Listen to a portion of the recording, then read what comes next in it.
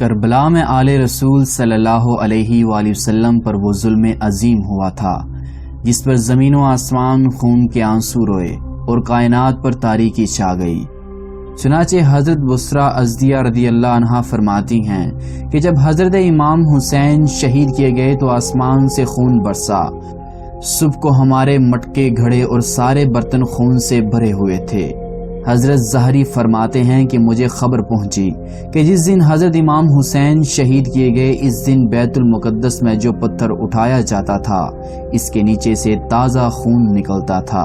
ایک اور روایت میں ام حبان فرماتی ہیں کہ جس دن حضرت حسین شہید کیے گئے اس دن سے ہم پر 3 روز تک اندھیرا رہا اور جس شخص نے منہ پر زعفران ملا اس کا منہ جل گیا اور بیت المقدس کے پتھروں کے نیچے تازہ خون پایا گیا۔ ایک اور روایت میں خلف بن خلیفہ اپنے والد سے روایت کرتے ہیں کہ جب حضرت امام حسین شہید کیے گئے تو آسمان سیاہ ہو گیا اور دن میں ستارے نظر آنے لگے اور حضرت امام حسین کے قتل پر آسمان سرخ ہو گیا اور سورج کو گہن لگ گیا، یہاں تک کہ دن کے وقت تارے نظر آنے لگے اور لوگوں نے گمان کر لیا کہ قیامت قائم ہو چکی ہے اور شام میں کوئی پتھر نہیں اٹھایا جاتا تھا مگر اس کے نیچے تازہ خون دیکھا جاتا تھا۔ امام ابن سیرین رضی اللہ عنہ فرماتے ہیں کہ بے شک دنیا پر 3 روز تک تاریکی چھائی رہی، پھر آسمان پر سرخی ظاہر ہوئی، بے شک آسمان نے خون برسایا اور اس خون کی بارش کی سرخی کپڑوں سے پرزے پرزے ہونے تک نہ گئی۔ حضرت علی بن مسہر اپنی دادی سے روایت کرتی ہیں اور فرماتی ہیں کہ میں شہادت امام حسین کے ایام میں جوان لڑکی تھی، پس کئی دنوں تک آسمان ان پر رویا۔ بعض مورخین نے لکھا ہے کہ 7 روز تک آسمان خون کے آنسو رویا، اس کے اثر سے دیواریں اور عمارتیں رنگین ہو گئیں اور جو کپڑا اس سے رنگین ہوا اس کی سرخی اس کے ختم ہونے تک نہ گئی۔ امام سیوطی فرماتے ہیں کہ جب سیدنا امام حسین شہید کیے گئے تو 7 روز تک دنیا تاریک رہی، دیواروں پر دھوپ کا رنگ زعفرانی رہا اور ستارے ایک دوسرے پر ٹوٹ کر گرتے رہے، اور آپ کی شہادت یوم عاشورہ میں ہوئی۔ اس دن سورج کو گہن لگ گیا، 6 ماہ تک برابر آسمان کے کنارے سرخ رہے، پھر وہ سرخی تو جاتی رہی مگر افق کی سرخی آج تک برابر موجود ہے جو کہ اس واقعے سے پہلے نہیں دیکھی گئی۔ علامہ ابن جزی فرماتے ہیں کہ اللہ تعالیٰ کا آسمان کو سرخ کرنا اور خون کی بارش برسانا اس کے بہت زیادہ ناراض اور غیظ و غضب ہونے کی علامت ہے، کیونکہ جب کوئی غصہ و غضب میں آتا ہے تو اس کا خون جوش مارتا ہے اور چہرہ سرخ ہو جاتا ہے۔ بلا شبہ اللہ تعالیٰ جسم اور چہرے سے پاک ہے، لیکن اس نے اپنی ناراضگی اور غضب کا اظہار اس طرح کیا کہ آسمان کو سرخ کر دیا اور اس سے خون برسایا اور اس علامت کو قیامت تک کے لیے باقی رکھا۔ چنانچہ امام ابن سیرین رضی اللہ عنہ فرماتے ہیں کہ بے شک آسمان پر شفق کے ساتھ جو سرخی ہوتی ہے وہ سیدنا امام حسین رضی اللہ عنہ کے شہادت سے پہلے نہیں ہوتی تھی۔ جمیل بن مرہ سے روایت ہے کہ یزید کے لشکریوں نے لشکر امام حسین کے اونٹ آپ کی شہادت کے روز پکڑ لیے، پھر ان کو ذبح کیا اور پکایا تو وہ اندائن کے پھل کی طرح کڑوے ہو گئے اور ان کو کوئی نہ کھا سکا۔ حضرت ابن عباس رضی اللہ عنہما فرماتے ہیں میں نے ایک روز دوپہر کے وقت خواب میں رسول اللہ صلی اللہ علیہ وسلم کو دیکھا کہ آپ کے بال مبارک بکھڑے ہوئے جبکہ گرد آلود تھے، دستے مبارک میں خون سے بھری ہوئی ایک شیشی تھی۔ میں نے عرض کی کہ میرے ماں باپ آپ پر قربان ہوں، یہ کیا ہے؟ فرمایا یہ حسین اور اس کے ساتھیوں کا خون ہے، میں اسے آج صبح سے اٹھا رہا ہوں۔ ابن عباس فرماتے ہیں کہ میں نے اس تاریخ اور وقت کو یاد رکھا، جب خبر آئی تو معلوم ہوا کہ سیدنا امام حسین اسی وقت شہید کیے گئے تھے۔ حجت الاسلام حضرت امام محمد غزالی اپنی کتاب احیاء العلوم کے آخر میں باب مناجات میں فرماتے ہیں کہ حضرت ابن عباس رضی اللہ عنہ ایک روز نیند سے بیدار ہوئے تو کہا انا للہ و انا الیہ راجعون، خدا کی قسم حسین شہید کر دیے گئے۔ لوگوں نے تعجب کرتے ہوئے کہا کہ کیسے؟ ابن عباس نے فرمایا کہ میں نے خواب میں رسول اللہ صلی اللہ علیہ وسلم کو دیکھا، آپ کے ہاتھ مبارک میں خون سے بری ہوئی ایک شیشی تھی اور آپ فرما رہے تھے کہ اے ابن عباس، تمہیں نہیں معلوم کہ میری امت نے میرے بعد کیا کام کیا؟ میرے بیٹے حسین کو شہید کر دیا، اور یہ اس کا اور اس کے ساتھیوں کا خون ہے جس کو میں اللہ تعالیٰ کے پاس لے کے جا رہا ہوں۔ اس خواب کے 24 روز کے بعد سیدنا امام حسین کی شہادت کی خبر آئی۔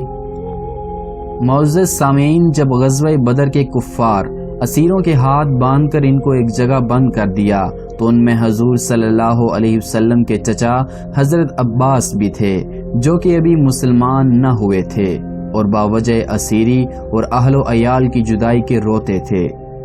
جب آپ نے ان کے رونے کی آواز سنی تو اس قدر بے چین ہو گئے کہ آپ کو رات بھر نیند نہ آئی۔ صبح ہوتے ہی فدیہ لے کر چھوڑ دیا۔ اس کے بعد وہ مسلمان ہو گئے۔ مقام غور ہے کہ جب حضرت عباس کے صرف رونے سے نبی پاک صلی اللہ علیہ وآلہ وسلم کو سخت بے چینی ہوئی اور آنکھوں سے خواب راحت چھین لیا تھا، تو اپنے عزیز نواسے حضرت امام حسین کے مصائب سے کیا حالت ہوئی ہوگی؟ تو جنہوں نے اولاد اقدس پر مظالم کی انتہا کر دی، بھوکا پیاسا ذبح کر دیا، لاش مبارک پر گھوڑے دورائے گئے، تو اس رحمت عالم کے قلب مبارک کو کس قدر رنج و غم ہوا ہوگا۔ حقیقت یہ ہے کہ اس طرح کا المناک سانحہ حضرت آدم علیہ السلام سے لے کر کسی نبی کی اولاد کے ساتھ پیش نہیں آیا۔ پھر اگر زمین و آسمان خون کے آنسو روئیں اور جنوں انس سرب اٹھیں تو کوئی تعجب کی بات نہیں۔ چنانچہ ام المؤمنین حضرت سلمہ رضی اللہ عنہا فرماتی ہیں کہ میں نے جنوں کو حضرت امام حسین پر روتے اور نوحہ کرتے ہوئے سنا۔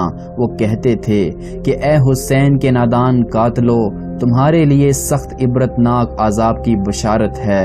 تمام اہل اسلام، تمام اہل آسمان، ملائکہ تم پر بد دعائیں کرتے ہیں اور سب نبی و مرسل وغیرہ بھی۔ بے شک لعنت کیے گئے ہو تم حضرت داؤد، حضرت موسیٰ اور صاحب انجیل یعنی حضرت عیسیٰ علیہ السلام کی زبانوں پر۔ ایک وقت وہ تھا جب کہ رسول اللہ صلی اللہ علیہ وسلم ہزاروں جانثاروں کے ساتھ فاتحانہ شان سے مکہ مکرمہ میں داخل ہوئے۔ اس وقت دشمنان دین کی ساری قوتیں پاش پاش ہو چکی تھیں۔ اسلام اور مسلمانوں کے سب سے بڑے دشمن ابو سفیان کو، جن کی ساری زندگی رسول اللہ صلی اللہ علیہ وسلم اور مسلمانوں کی سخت دشمنی اور عداوت میں گزری تھی، جب انتہائی بے بس و لاچار حالت میں رسول اللہ کے دربار میں حاضر کیے گئے تو رحمت عالم صلی اللہ علیہ وسلم نے اس مجرم سے، جس کے جرائم کی فہرست بہت طویل تھی، جو رحمت و کرم اور شفقت و عنایت کا سلوک کیا تھا، وہ تاریخ کی صفحات پر زیریں نقش ہے۔ حضرت شیخ نصر اللہ بن یحییٰ فرماتے ہیں کہ میں نے حضرت علی رضی اللہ عنہ کو خواب میں دیکھا تو عرض کیا، اے امیر المؤمنین، آپ نے تو فتح مکہ کے روز فرمایا تھا کہ جو شخص ابو سفیان کے گھر میں داخل ہو جائے وہ امن میں ہے۔ اب سفیانیوں نے آپ کے بیٹے حسین کے ساتھ کربلا میں ایسا برا سلوک کیا کہ جو کسی نے نہیں کیا ہوگا۔ آپ نے فرمایا، کیا تو ابن صیفی کے وہ اشعار جانتا ہے جو اس نے اس معاملے میں کہے ہیں؟ میں نے عرض کیا کہ نہیں۔ فرمایا، اس کے پاس جا کر اس سے وہ اشعار سنو۔ میں بڑی حیرانی کے ساتھ بیدار ہوا اور پھر اس کے دروازے پر پہنچ کر اسے آواز دی۔ وہ باہر نکلا اور میں نے اس کو اپنا خواب سنایا۔ وہ سن کر اتنا رویا کہ اس کی ہچکی بند گئی اور کہنے لگا، خدا کی قسم، یہ اشعار میں نے آج رات ہی کہے اور ابھی تک ان کو مجھ سے کسی نے نہیں سنا۔ وہ اشعار کچھ اس طرح سے ہیں: جب ہم مالک اور با اختیار تھے تو معاف کر دینا ہی ہمارا طریقہ و شیوا رہا، اور جب تم مالک و با اختیار ہوئے تو تم نے خون کی ندیاں بہا دیں۔ تم نے قیدیوں کا قتل حلال جانا، اور اکثر ہم جو گزرے قیدیوں پر تو ہم معاف کرتے اور درگزر کرتے۔ ہمارے اور تمہارے درمیان یہ تفاوت کافی ہے، اور بے شک ہر برتن سے وہی ٹپکتا ہے جو اس میں ہوتا ہے۔ علامہ حافظ ابن حجر امیر المؤمنین حضرت علی کرم اللہ وجہہ سے روایت نقل فرماتے ہیں کہ حضور صلی اللہ علیہ وسلم نے فرمایا کہ حسین کا قاتل آگ کے تابوت میں ہے، اس پر آدھے جہنمیوں کے برابر عذاب ہے۔ جبکہ علامہ امام حافظ ابن حجر عسقلانی حضرت صالح شمام سے روایت فرماتے ہیں کہ میں نے حلب میں خواب دیکھا کہ ایک کالا کتا پیاس کے مارے زبان نکالتا ہے۔ میں نے ارادہ کیا کہ اس کو پانی پلاؤں کہ اچانک غیب سے آواز آتی ہے کہ خبردار، اس کو پانی نہ پلا، یہ حسین کا قاتل ہے، اس کی یہی سزا ہے کہ یہ قیامت تک یوں ہی پیاسا رہے۔